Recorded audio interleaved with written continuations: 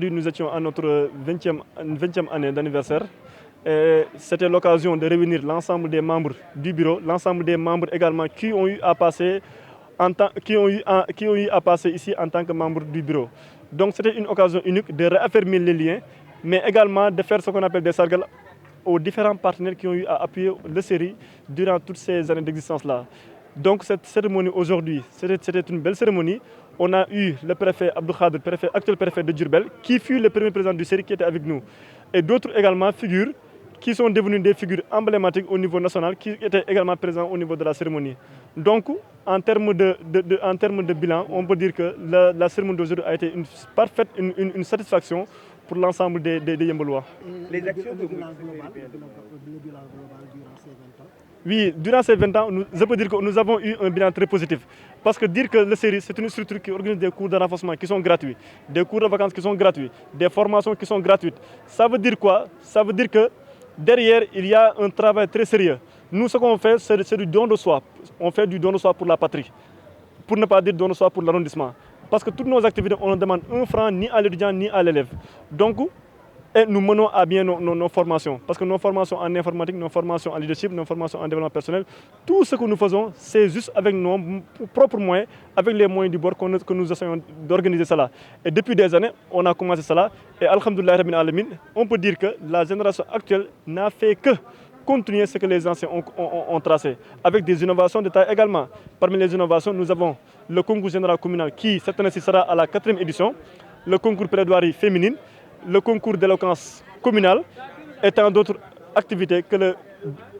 la nouvelle génération a mises en place. 20 ans parsemés d'embûches, mais on peut dire que des perspectives figurent dans le tableau de bord. Effectivement, il y a des perspectives. Parce qu'également, on ne peut pas concevoir une structure qui a eu 20 ans aux inscriptions, voilà, avec M. Moro qui était à faire des activités pour ne pas avoir pour ne pas avoir des moyens financiers suffisants à côté. Je pense qu'avec le forum qu'on va lancer après, parce qu'on attendait la célébration des 20 ans pour organiser un forum qui va parler de l'impact du série au niveau de l'arrondissement. Et sur ce sera l'occasion de discuter, ce sera l'occasion d'élargir nos réflexions pour que série devienne une structure incontournable au niveau national. Malgré tout ça, il y a pas mal de difficultés. Il y a pas mal de difficultés. Parce qu'aujourd'hui, moi, j'en suis sûr et certain que si la subvention de la municipalité, la municipalité avait augmenté la subvention aux séries, j'en suis sûr et certain que le série va faire des merveilles à Yembel. J'en suis sûr et certain. Parce qu'aujourd'hui, à travers le concours général communal de l'année passée, nous avons eu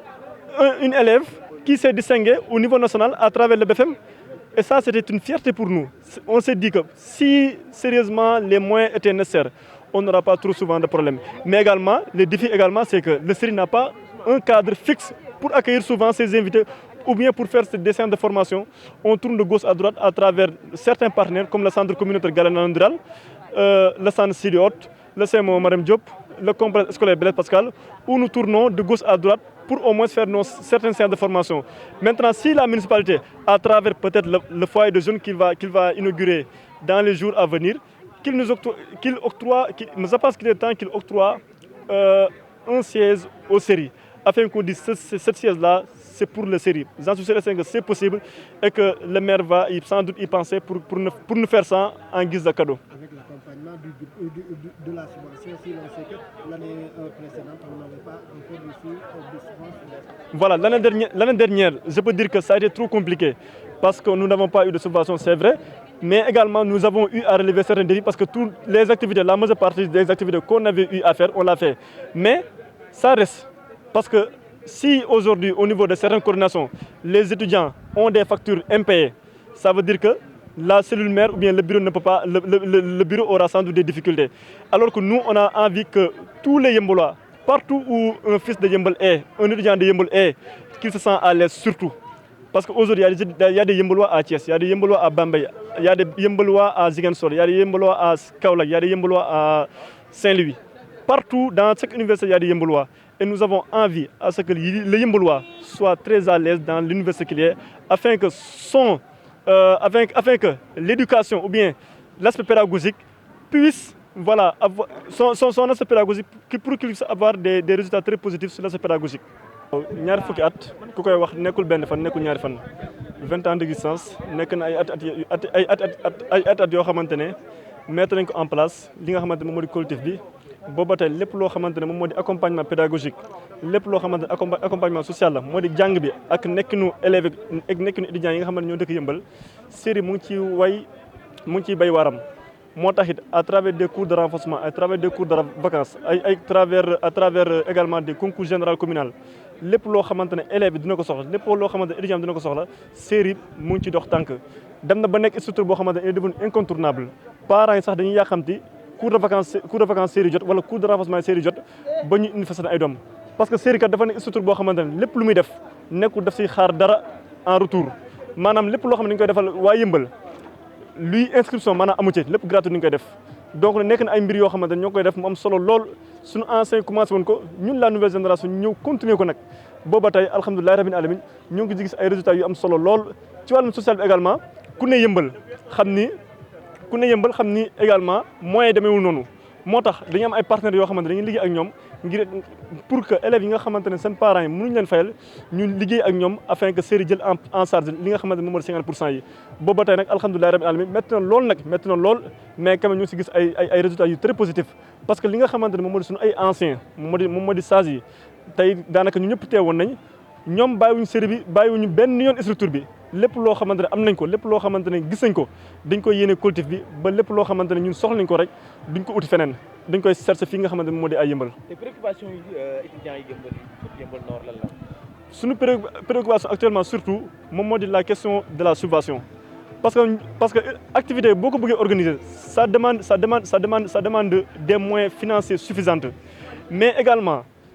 li nga xamante ne moom moo di un local parce que série bu ñuy waxee série jusqu'à présent amagul siège parce que ñun ce qu'on fait c'est aller souvent au niveau du centre Galle aller souvent au niveau de l'école Blaise Pascal aller souvent au niveau du CMO Maram Diop amuñu lieu boo xamante c'est un lieu fixe et bu ñu sañoon le maire Babacar Ndaw li nga xamante ne moom moo di CREPS de Yeumbeul mi mu war a inauguré mu accordé fa benn siège au niveau du série loolu nag nekk na ay préoccupations yoo xamante ne xam naa ne bu ko defalee étudiants yi yokk subvention utuñu siège yàlla xam na ne dañ fi liggéey lu am solo lool au niveau de l'arrondissement de Yeumbeul. ci wàllum logement aussi amoon ci ay problème au niveau de l'UCAD parce que si dem ak dikk bi boo xoolee ba xool ku dëkk Dakar mën na xëy di dem mën na ñibbi soit dina métti loolu mais da ngay xalaat ni que série nekkul structure boo xam ne dafa yem uniquement à Dakar boo demee Thiès boo demee Bambey boo demee Ziguinchor boo demee Kaolack boo demee Saint-Louis am na ay doomu Yeumbeul yu fa dëkk donc ñooñu da ngay xool sax da nga naan ñooñu ñoo gën a yittewoo logement parce que ñooñu dañuy sori seen famille loolu mais alhamdulilah à travers des organisations parce que foofu moom on est obligé de cotiser ñun ñëpp dañuy cotiser pour que am loo xamante dañ koy fay suñu ay appartement métti na nag parce que kenn amul benn autorité boo xamante ne day yëkkati xaalis di ko si dugal directement ci wàllum logement yi donc bu ñu amoon ay autorité yoo xamante ne dinañ jël seen xaalis prendre en charge li nga xamante ne moom moo di logement yi dinañ dégg doomu Yeumbeul yi ci première place wàllum bépp concours loolu moom j'en suis sûr et certain bi parce que série moom képp ku fi ñëw rek daanaka défi la parce que da ngay ñëw relever benn défi avancé ñun nag alhamdulilah rabbil alamin yàlla dimbali ñu loolu même si cette année-ci on n'a pas eu de subvention parce que 2024 bi le maire Babacar Ndaw n'a pas donné de subvention parce que ce sont des problèmes liés à la trésorerie on le comprend mais quand même nekkoon ay at yu métti lool mais quand même que le bureau a compris et a tout fait pour remonter à ce qu'on appelle les défis maintenant nag kii ñëw également peut-être bu ñëwee dina fekk li nga xamante ne moo di situation budgétaire bi nga xamante ne commune bi am na ko dina yemb comme ça du am trop de soucis mais comme en termes de perspective également xam nañu ginnaaw cérémonie bi nga xam ne organisé nañu ko dinañ organiser benn forum boo xamante ne ça va parler uniquement du série parce que série également kii di 20 ans ku wax ñaar fukki at xam ne léegi bu nekkoon xale bu ndaw dañ naan léegi bu nekkoon jigéen dañ naan léegi jànk la voilà léegi ñor na donc il faudra que également ñu xalaat série lan la war a dooni parce que mënuñoo continuer également nekk une association d'élèves et d'étudiants uniquement il faudra que ñu xalaat série naka la war a mën a def pour devenir une structure incontournable au niveau national